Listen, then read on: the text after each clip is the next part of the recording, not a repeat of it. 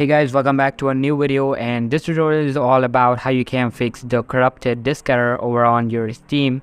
So make sure to watch this video till the end in order to get it properly. Alright, so the first thing you need to do is to go to that specific game in which you are facing this error. So in my case it's Asphalt 9. So what you're gonna do, you're gonna go and right click on that specific game, and then you have to go to properties.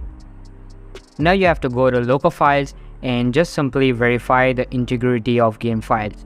Now it will basically verify all the game files, and if there is any missing file exists, then Steam will automatically download that specific file and fixes the error. Once you have done with the verification, now you're gonna go and close this dialog box. Alright, so the second thing you need to do is to go to your Steam settings. Over there you're gonna go to downloads and simply clear the download cache so that all the corrupted cache memory of Steam will be cleared.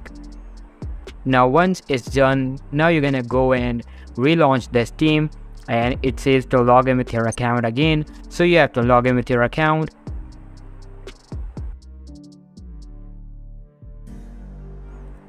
After logging into your account, now the third thing you need to do here is to again go to your Steam settings, and over there you want to go to downloads again and click on Steam library folders. Now select the drive in which your game is installed.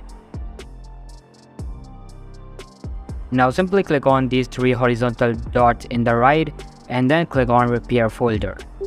Once the folder gets repaired, now go to your library and simply launch the game, and this time most probably you will not face any kind of error.